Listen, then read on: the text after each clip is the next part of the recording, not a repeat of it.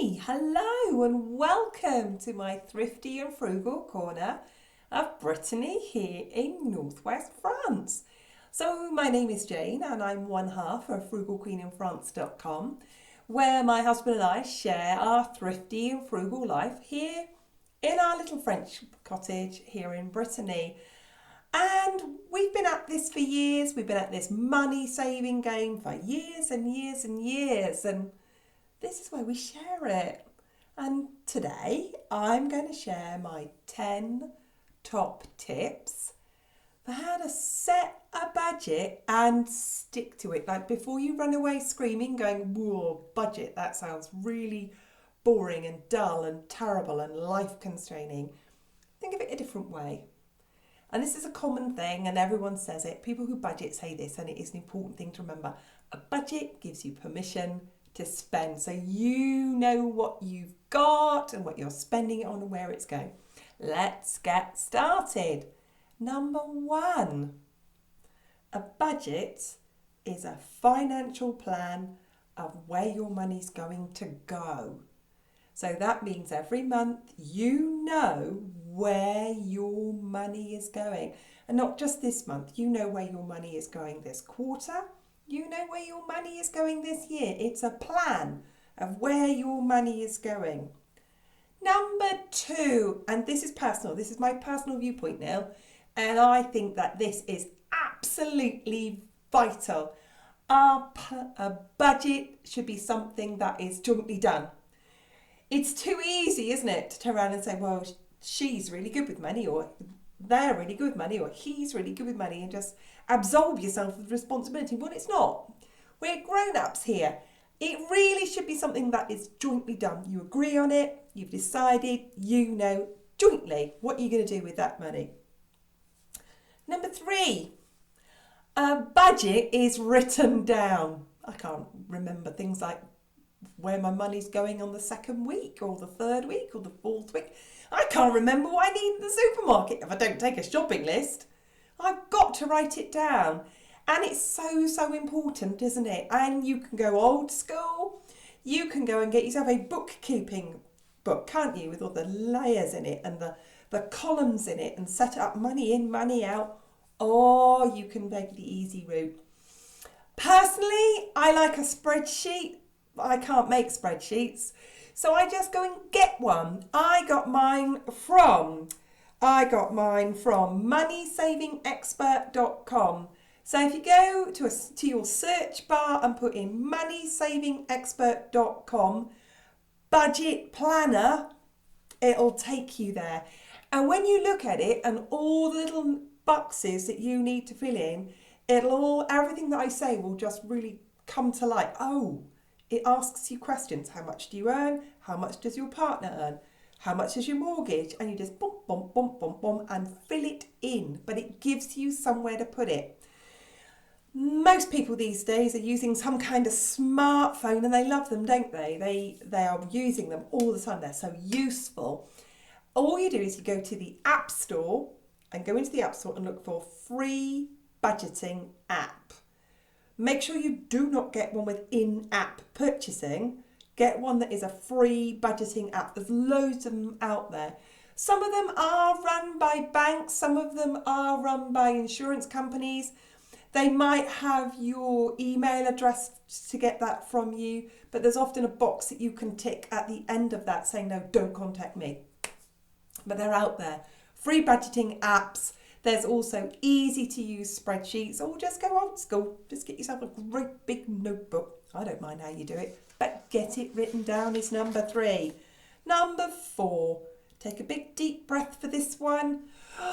This is what you need, and if you say it really quickly, it sounds so simple. You need 2 figures, the money coming in and the money going out. There, said that really quickly. That sounds very simple, doesn't it? Now, Mike and I have been together for 25 years, but I was married before, and when I didn't know what my husband earned. Never asked him, didn't need to know. But maybe I could have asked him and I should have known. But under these circumstances, you really do need to know. So you need to know, if you're on your own or both of you are together, you need to know the bottom line figure. That's the number after tax, after national insurance, after pensions have taken out, after union fees are taken out. That last number there is the money in your hand that you're walking out, that lands in your bank. That, the two figures together, is the top line, the money coming in. That's the simple bit. The money going out, it's going to take a little bit of planning, a little bit of preparation, and it might take you, in the first instance, a couple of hours. Believe it or not, it really could take you an afternoon. So settle yourself down, make yourself a big pot of tea, get yourself a plate of biscuits, spread out all your paperwork, log on to your online banking or get your bank statements, your credit card statements, get your phone app out with your banking on it or anything on it, and you need to go through everything. If you're using the app or the spreadsheet, it'll give you, and you can say, how much is our electric bill? What do we pay for that each month? What are we paying for the car insurance? How much is the car tax? Just keep going through it all. The really good ones as well, especially the moneysavingexpert.com app there, will have on it things like Christmas, birthdays, the fact that you might spend more money on food in school holidays, childcare, dentist costs, the whole lot. Everything has to go in there. And when it comes to food as well, you're putting in your food budget, don't go just putting down there that you spend £75 a week at the supermarket. Think about your convenience shop stops as well. When you pop out for that bottle of orange squash, when you just, let's send the kids up with a couple of quid to get some ice lollies. What do we spend on? Oh, I couldn't be bothered to cook. I just went to the co-op and got 2 frozen pizzas. Everything. You need to come out with that figure of absolutely everything. It's all got to go down in there. Because this is not, guesstimate, should we just put it? No. You've got to get to be as accurate as you possibly can. You're making financial projections here. Can you imagine that? With a big organisation like the NHS or something, like how much we got for next month? Well, ballpark figure, that won't work. You've really got to drill down and be accurate here. How much do you spend on getting your hair cut? How many haircuts do you have a year? How often do you go out for coffee? How often do you go out and eat? How much do you spend when you pop up the pub with your mates? Have you got a season ticket? How much do you spend getting to work? How much do you spend on parking at the weekend? The children's clubs, the school uniform. Get that figure down. You've really got to drill it down of where is your money gone? So that is number 4. Money coming in, money going out. And those are the 2 figures you need. I really hope when you come to the end of that, and I must add to this as well, I really hope you've got a figure of money going out into savings. And if not, come back and see me another time. We'll talk about how we build up to that. So, number 4, you need to know 2 exact figures, money coming in, money going out. Number 5, when you have those figures, the really good thing about having it all written down is you can have a really good look at it and go, well, we spend far too much money on food. Look how much money we spend up at the chippy. Look, we're going to the chippy every week here. We've got to sort this out. Can't we just buy a bag of oven chips and half a dozen eggs and do egg and chips at home? Can't we sort this out?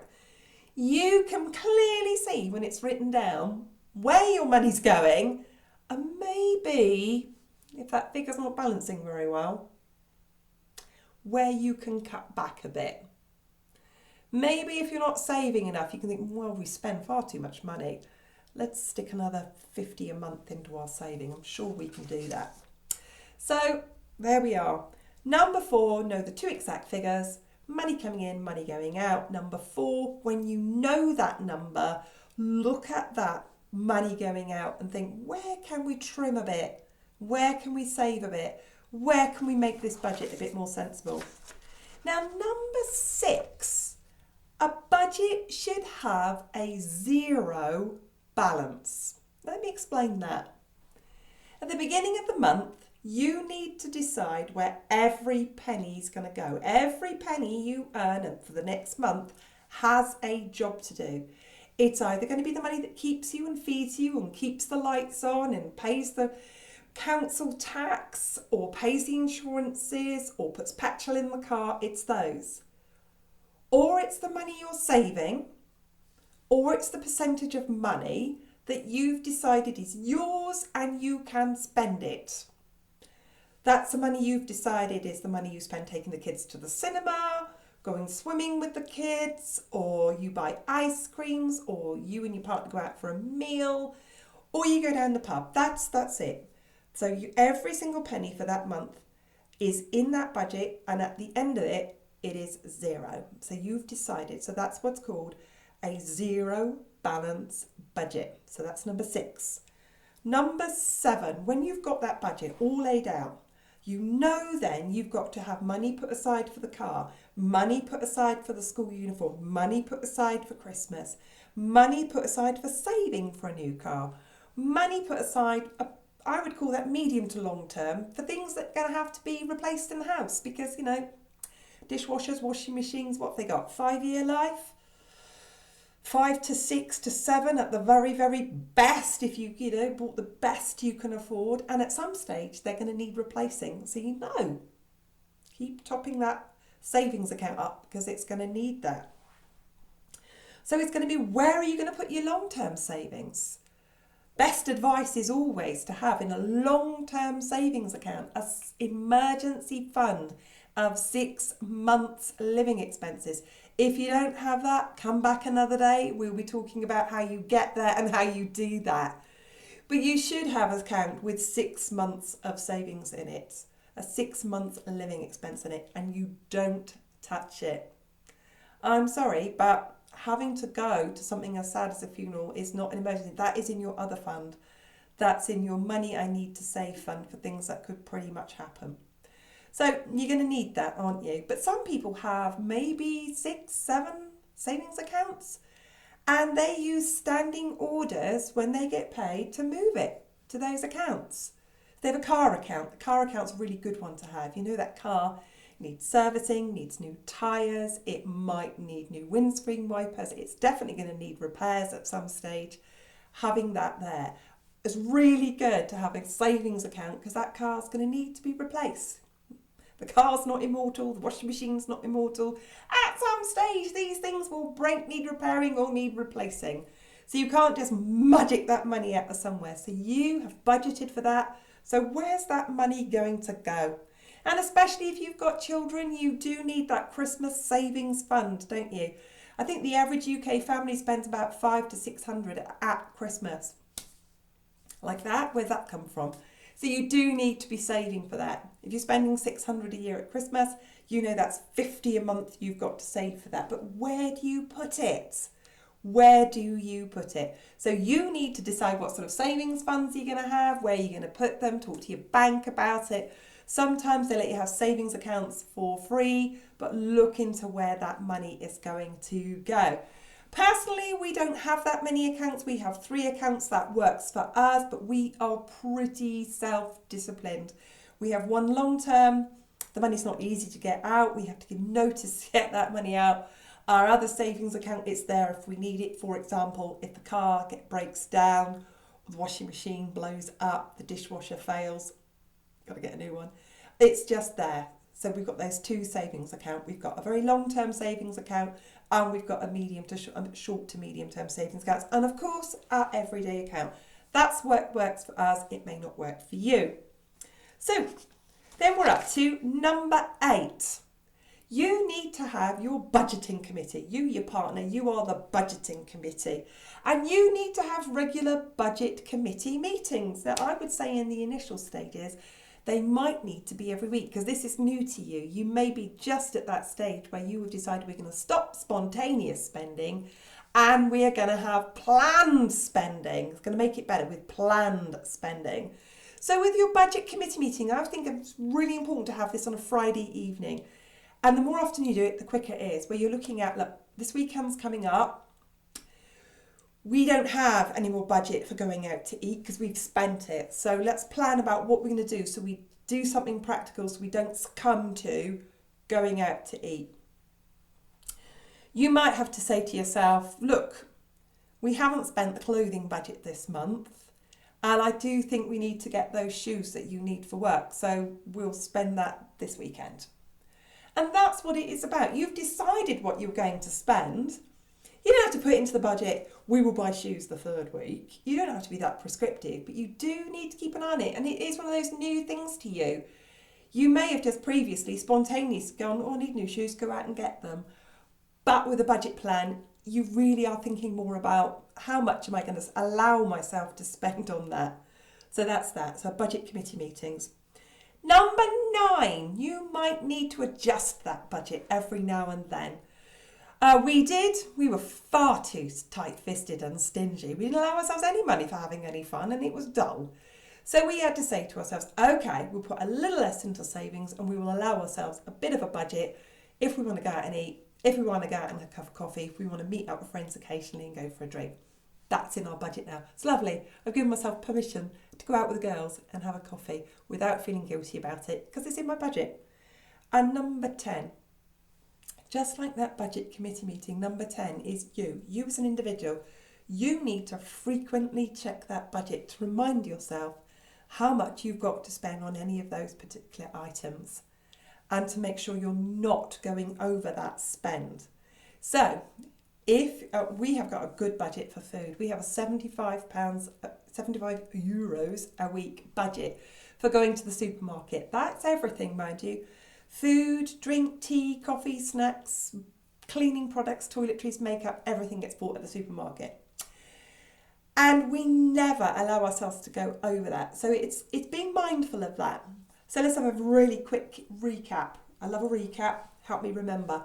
Number 1, a budget is a forward plan, deciding where your money's going to go. Number 2, a budget is done jointly. It's really important that you do it together. Number 3, it's written down. Number 4, you know exactly what's coming in and what's going out.